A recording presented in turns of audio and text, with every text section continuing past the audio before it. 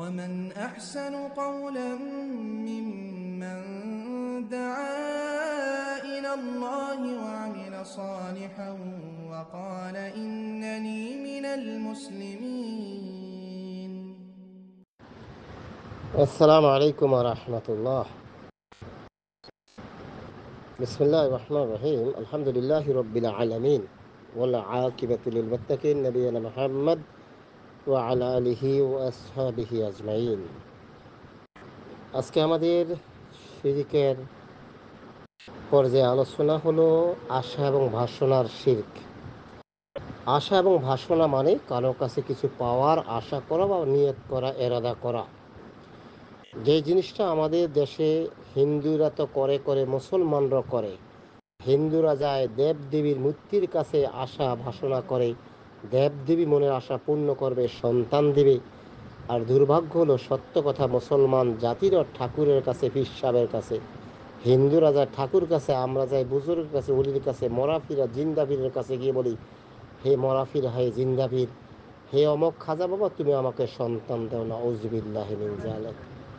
আমার বিবাহ হচ্ছে না, আমাকে একটা স্বামীর ব্যবস্থা করে দাও।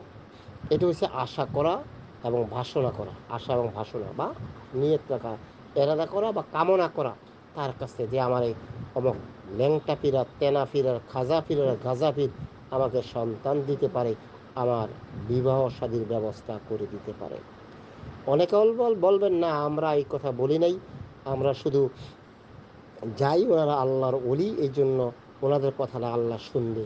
আমরা শিরিকের পর্যায়ে আলোচনা শুরুতে বলেছি, এটা বললে আল্লাহর প্রতি মিথ্যা তহমত দেওয়া হয়, আর আল্লাহর প্রতি মিথ্যা তহমত দিলে তার জন্য জাহান্নাম বাধ্যতামূলক হয়ে যায়। আল্লাহ বলছেন, লাইসা কামিসলি শাইউন ওয়া হুয়াস সামিউল বাসীর।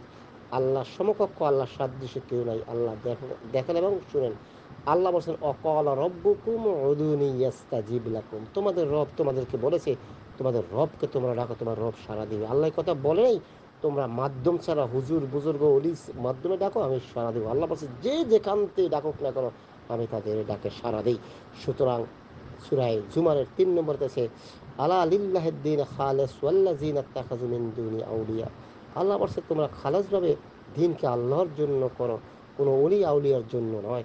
যাও, তারা বলছে, না না না না, আমরা আমাদের পীর বুজুর্গের ডাকি না, এই জন্য আমাদের ধর্মযাজককে ডাকি না, তবে তারা আল্লাহর ওলি, এই জন্য তাদের কাছে যাই, তাদের কথাগুলো আল্লাহ শুনবে বিদায়। একই কথা বাংলার মুসলমানরা পীর সাহেবের নামে গিয়া, খাজার নামে গিয়া মাজারে গিয়ে কথাগুলো বলে। সুতরাং আশা ভাষণা, আশা ভরসা, আশা এবং ভাষণা করতে হবে আল্লাহর কাছে, চাইতে হবে আল্লাহর কাছে। এই ব্যাপারে আল্লাহ বলছেন কোরআন কারীম সূরা বাকারার 218 নম্বর আয়াতে বলছেন, আউযু বিল্লাহি মিনাশ শাইতানির রাজিম, ইন্নাল্লাযীনা আমানু ওয়াল্লাযীনা হাজারু ওয়া জাহাদু ফী সাবিলিল্লাহ ওয়া উলাইকা ইয়ারজুনা রাহমাতাল্লাহ ওয়াল্লাহু গফুরুর রহিম। আল্লাহ বলছেন, নিশ্চয়ই যারা আল্লাহ তাআলার উপর ঈমান এনেছে এবং যারা হিজরত ও আল্লাহর পথে জিহাদ করেছে, সত্যিকার অর্থে তারাই একমাত্র আল্লাহ তাআলার অনুগ্রহের প্রত্যাশী, তিনি ক্ষমাশীল, করুণাময়। সুতরাং আমাদেরকে আল্লাহর কাছ থেকে আশা করতে হবে, ভরসা করতে হবে আল্লাহর উপরে, আশা করতে হবে আল্লাহর উপরে, আশা রাখতে হবে যে আমার আল্লাহই আমার দোয়া শুনবেন, আল্লাহই আমার কবুল করবেন। আল্লাহ হচ্ছেন সামিউল বাসির, আল্লাহ হচ্ছেন রহমান এবং রাহিম, আল্লাহ হচ্ছেন গাফুর এবং গাফফার, আল্লাহ হচ্ছেন সামিউল দোয়া, সামিউল বাসির। সুতরাং আমাদেরকে এই আশা করতে হবে। এর বিপরীত করলে শিরক হবে, এতে কোনো সন্দেহ নেই। এই জন্য আলী রাদিয়াল্লাহু তাআলা বলেছেন, লা ইয়ারজু আবদুন ইল্লা রাহমাহু ইল্লা রব্বাহু, লা ইয়ারজু আবদুন ইল্লা রব্বাহু। বান্দা নিশ্চিত কর্তব্য হলো আল্লাহ তাআলার, এই যে একমাত্র আল্লাহ তাআলার নিকটেই কোনো কিছু কামনা করো, অন্য কারোর নিকটে নয়। সুতরাং আমাদেরকে আল্লাহর কাছে চাইতে হবে, আল্লাহর উপরে আশা রাখতে হবে, আল্লাহর উপরে ভরসা করতে হবে, আল্লাহর উপরে তাওয়াক্কাল করতে হবে। আল্লাহ পাক আমাদেরকে বোঝার তৌফিক দান করুক। আসসালাম।